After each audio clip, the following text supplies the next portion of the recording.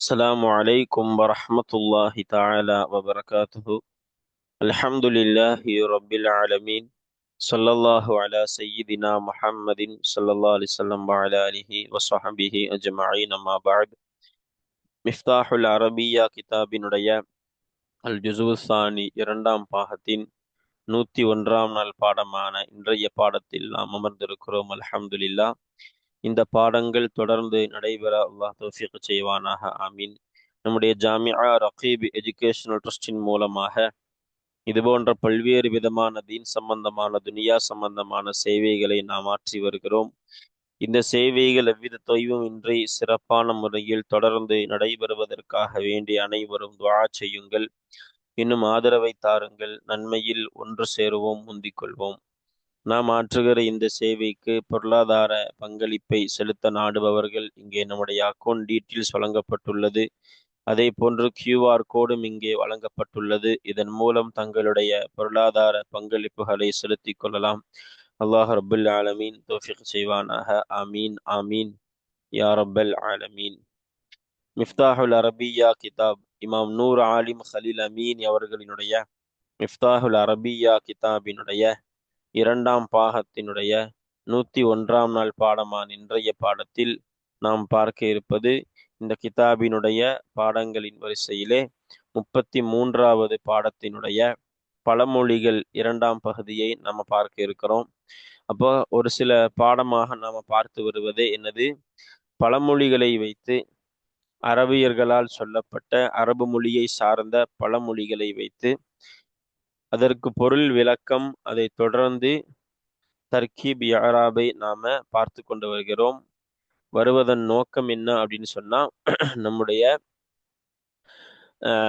இந்த கிதாபே அரபு மொழியை சொல்லித்தரக்கூடிய கிதாபு. இதுல நாம பழமொழிகளை வாசித்து அவைகளை விளங்குவதோடு மட்டுமல்ல, அதற்கு நாம சொல்ற தர்கீப் யாராபின் மூலமாக நஹபினுடைய சட்டங்களையும் நாம விளங்க இருக்கிறோம். வாங்க நாம இந்த கிதாபிற்குள்ளே சென்று வாசிக்கலாம் இன்ஷா அல்லாஹ். பிஸ்மில்லாஹிர் ரஹ்மானிர் ரஹீம். இன்றைய பாடத்தினுடைய துவக்கம் என்ன அப்படின்னா, அதுவுன் ஆகிலுன் ஹைரும் மின் ஸ்வதீகின் ஜாஹிலின் என்று வரக்கூடியதான இந்த பழமொழி. அப்போ நம்ம கடந்த பாடத்தின் தொடராக நம்ம பார்த்து வருவது பழமொழிகள், அரபு மொழியை சார்ந்த பழமொழிகளை பார்த்துட்டு வரோம். அதன் நோக்கம் நமக்கு பழமொழியை படித்து விளங்குவது என்பது மட்டுமல்ல, அதற்கு நாம் சொல்லக்கூடிய தர்கீப் யாராபின் மூலமாக நஹபினுடைய சட்டங்களை நாம விளங்கி கொள்ளணும் என்ற நோக்கத்தில்தான் இந்த விஷயங்கள், இந்த பழமொழிகளை நாம பார்க்க இருக்கிறோம். வாங்க நாம் இப்போ முதலாவது பழமொழி என்ன பார்க்க போறோம். அதுவுன் ஆகிலுன், அறிவாளியான எதிரியாகிறவன், ஹைருன் சிறந்தவனாக இருக்கிறான், மின் ஸ்வதீகின் ஜாஹிலின் அறிவில்லாத நண்பனை விட. அப்ப என்ன சொல்ல வராங்க அப்படின்னா, அறிவு அப்படிங்கிறது ரொம்ப முக்கியமான ஒண்ணு. ஒருவனுக்கு நம்ம மடையர்களோடு பழகிறத விட அறிவாளிகளோடு பழகணுங்கிறாங்க. என்ன காரணம் அப்படின்னா, அறிவுள்ள ஒருவன் விரோதியா இருந்தாலும் நம்ம நடக்கிற முறை கரெக்டா இருக்கும். ஆனா அறிவில்லாத ஒருவன் நமக்கு நண்பனாகவே இருந்தாலும் அவனுக்கு எப்படி நடக்கணுங்கிறது தெரியாது. அதனால தான் சொல்றாங்க, அறிவு உள்ள, பக்குவம் உள்ள, பகுத்தறிவு உள்ள எதிரி சிறந்தவன். யாரை விட? ஒன்றும் அறிவில்லாத நண்பனை விட, மடையனான நண்பனை விட. அவன் நம்முடைய பழக்கம் எப்படி இருக்கணும்னா, நல்ல அறிவுள்ளவர்களோடு இருக்கணும். அப்பதான் நமக்கும் நல்லது, நம்முடைய பழக்க வழக்கத்திற்கும் நல்லது என்பதை சொல்லித்தரக்கூடிய பழமொழி தான் இந்த பழமொழி. பாருங்க, அதுபுன். இப்ப நம்ம இந்த பழமொழிக்கான பொருள், ஒரு சிறிய விளக்கம் பார்த்துட்டோம். இப்ப பாருங்க தர்கீப் பாருங்க. அதுவுன் என்பது முபத்ததா மௌசூஃபு, ஆகிலுன் என்பது அது என்பதினுடைய சிஃபத்து, ஹைருன் என்பது என்னது, ஹபரு, மின் ஜாரு, இந்த ஜாருடைய தாலுக்கு ஹைர்ல வைக்கணும், சதீக்கின் மஜ்ரூர் மௌசூஃபு, ஜாஹிலின் சிஃபத்து. இப்ப பாருங்க தர்கீப் பார்த்துட்டோமா. இவைகளுக்கான யாராப் என்ன பாருங்க. அதுவும் வாஹிரத்தான லம்மத்தை கொண்டு ரஃபா செய்யப்பட்டிருக்கக்கூடியதான இஸ்மு, ரஃபா செய்த ஆமில் மானவி, இபித்திதா என்ற மானவியா நாமில், இதற்கு சிஃபத்தா வர்றதுனால ஆக்கில் இதுவும் லாஹிரத்தான லம்மத்தை கொண்டு ரஃபா செய்யப்பட்டிருக்கக்கூடியதான இஸ்மாக இருக்கும். ஹைருங்கிறது ஹபரா வர்றதுனால இதுவும் லாஹிரத்தான லம்மத்தை கொண்டு ரஃபா செய்திருக்கக்கூடியதான ஆமில் மாணவி. மின்னிலை இது சுகுன் மீது மபனியான ஹர்ஃபுல் ஜர்ரு. சதீக்கின் என்பது லாஹிரத்தான கஸ்ரத்தை கொண்டு ஜர்ரு செய்யப்பட்டு வந்திருக்கக்கூடியதான இஸ்மு. ஜாஹிலின் என்பது இதுவும் லாஹிரத்தான கஸ்ரத்தை கொண்டு ஜர்ரு செய்யப்பட்டு வந்திருக்கக்கூடியதான இஸ்மு. அப்ப இந்த முதல் பழமொழியினுடைய பொருள், ஒரு சிறிய விளக்கம், தர்கீப் யாராவை நாம பார்த்துட்டோம். இப்ப அடுத்து போலாம் வாங்க. பஅலுல் அகாரிபி கல் அகாரிபி. சில நெருங்கிய உறவுகளாகிறவர்கள் கல் அகாரிபி தேலை போன்றே இருக்கிறார்கள். அகாரிபுனா தேலுன்னு சொல்லுவோம் இல்லையா, அக்ரப் அகாரிபி தேள்களை போன்று இருக்கிறார்கள். அப்போ இங்க நமக்கு என்ன சொல்ல வர்றாங்கன்னா, சில உறவுகள் தேள்களை போன்றுனா கொட்டுற விஷயத்துல கொட்டிக்கிட்டே இருப்பாங்க. பாருங்க, சில விஷயங்களால ஒரு உதாரணத்துக்கு நம்ம சொல்லணும் அப்படின்னு சொன்னா, ஒருவருக்கு திருமணமாகி குழந்தை இல்லைன்னு வைங்களேன், உறவுகள் வந்து வந்து என்னாச்சு, விசேஷம் ஒண்ணும் இல்லையா, விசேஷம் ஒண்ணும் இல்லையான்னு இதுதான் வார்த்தையால கொட்டுறது. இப்படி சில உறவுகள், நண்பர்கள் வட்டாரம் அப்படி என்பது கூட வேறு. உறவுகள் இதுல கவனமா கொட்டிட்டே இருப்பாங்க. அடுத்தவங்களுக்கு ஏதாவது கஷ்டம்னா அதை சொல்லி சொல்லி மனதை காயப்படுத்துதல், இதுக்கு பேர் தான் கொட்டுறது. தேல் கொட்டுற மாதிரி கொட்டுது அப்படி வார்த்தையால கொட்டுதல். அதான் சொல்றாங்க, சில உறவுகள் ஆகிறவர்கள் தேள்களை போன்று எது விஷயத்துல, கொற்ற விஷயத்துல. சரி பாருங்க, அந்த கருத்தை சொல்லித்தரக்கூடியதுதான் இந்த பழமொழி. அப்ப பாருங்க, பாலு என்பது இப்ப இந்த பழமொழிக்கான பொருள், ஒரு சிறிய விளக்கத்தை நாம பார்த்துட்டோம். அல்ஹம்துலில்லா. வாங்க, தர்கீப் என்ன இதுக்கு? பாலு என்பது என்னது? முபத்ததா முலாஃபு, அல் அகாரிபி முலாஃப் இலைஹி, காஃப் ஜாரு, அல் அகாரிபி மஜ்ரூரி, காஃபுடைய தாளுக்கு போக்கப்பட்டிருக்கு, முஸ்தகிர் அதுதான் ஹபரு.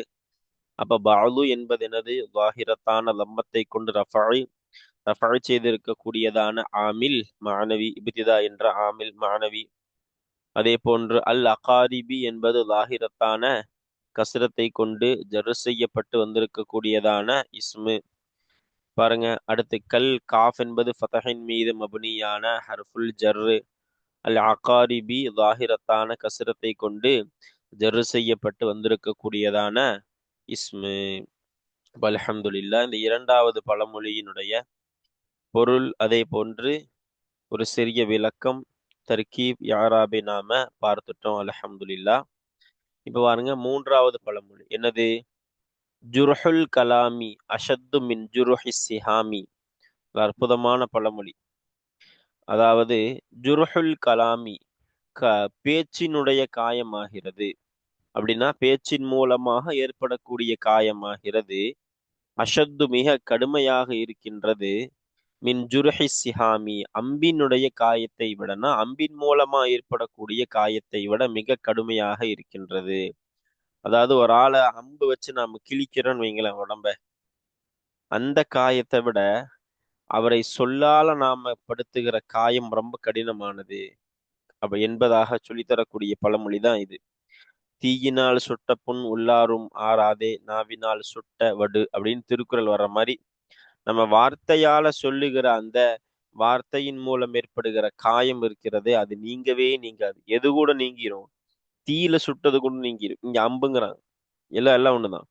இந்த மாதிரியான வெளிரங்கமான காயங்கள் கூட மருந்து போட்டாலோ சும்மா விட்டாலே ஆறிடும். ஆனா வார்த்தையின் மூலமாக ஒருத்தரை காயப்படுத்துதல் ரொம்ப மோசம், ரொம்ப கடுமை, அது போகவே போகாது என்று சொல்லி தரக்கூடிய ஒரு அற்புதமான பழமொழி தான் இது. அதுதான் சொல்றாங்க பாருங்க, ஜுருஹுல் கலாமி, பேச்சின் மூலமாக ஏற்படுகிற பேச்சினுடைய காயமாகிறது.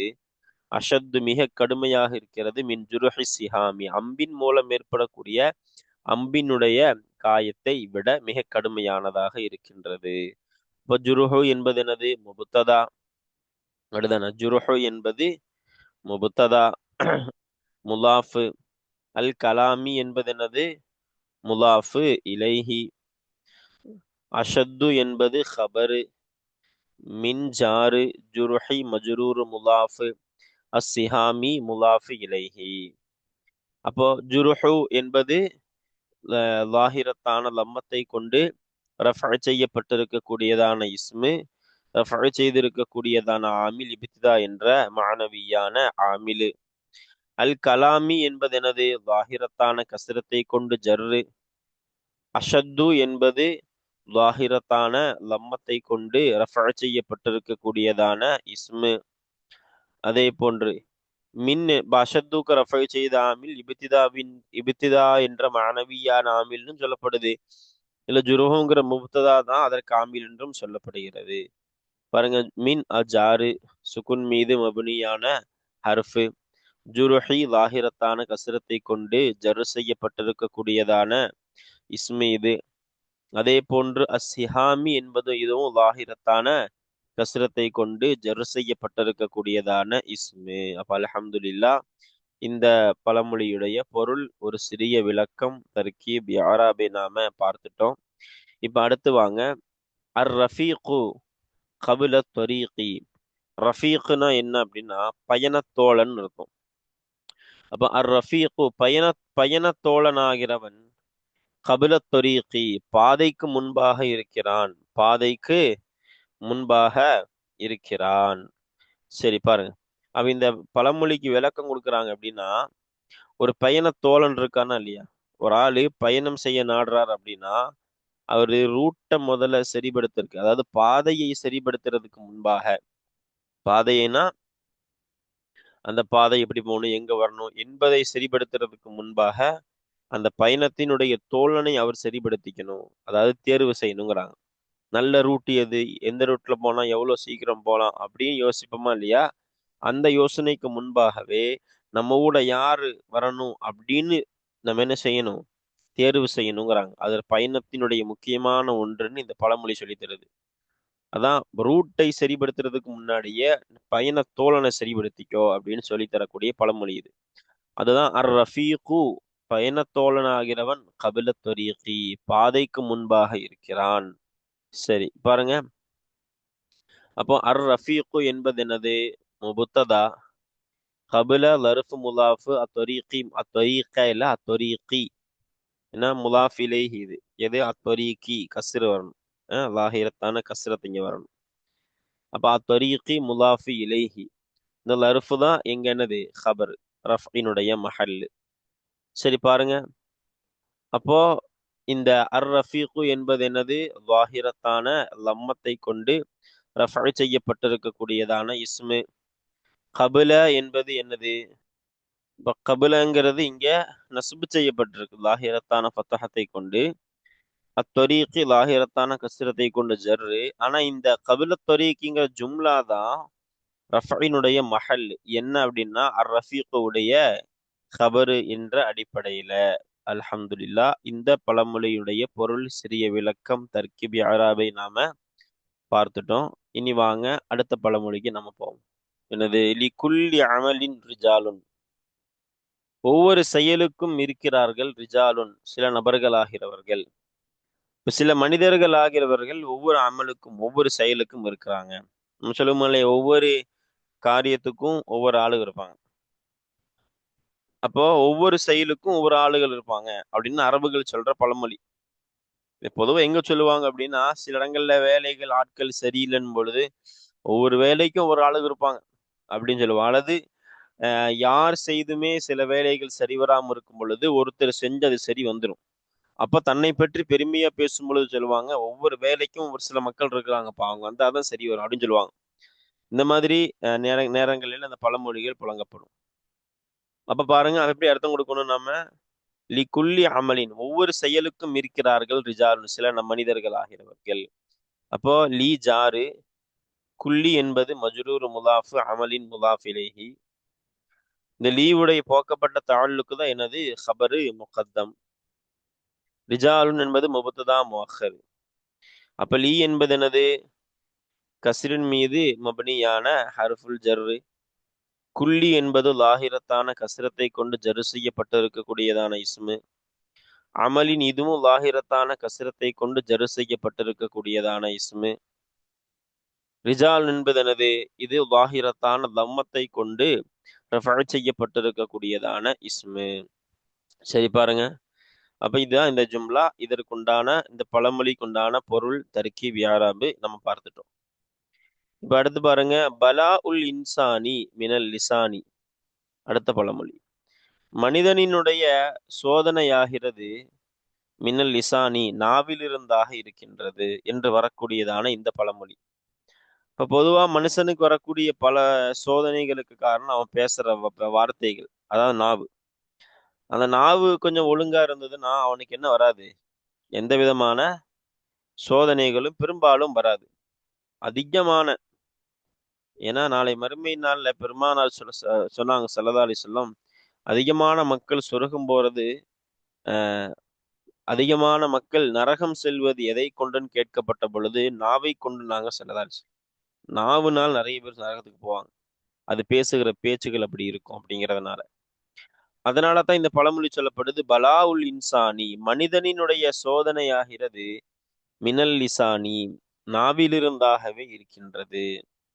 பாருங்க, அப்ப பலாஉ என்பது என்னது, முபத்ததா முலாஃபு, அல் இன்சானி முலாஃபு இலைஹி, மின் ஜாரு, அல் லிசானி மஜ்ரூரு.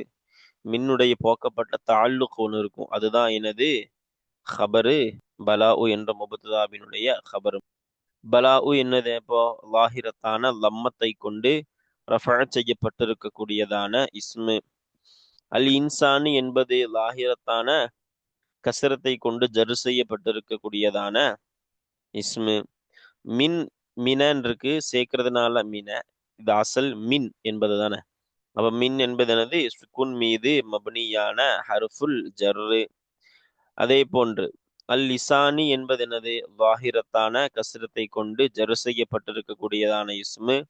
அப்ப இந்த மின்னுடைய போக்கப்பட்ட தாழ்லுக்கை தான் நாம் என்ன சொல்லுவோம், ஹபர் சொல்லுவோம். அப்ப இந்த பழமொழியினுடைய பொருள், அதே போன்று தர்கீப், சிறிய விளக்கம், யாராவை நாம பார்த்திருக்கிறோம். அல்ஹம்துலில்லா.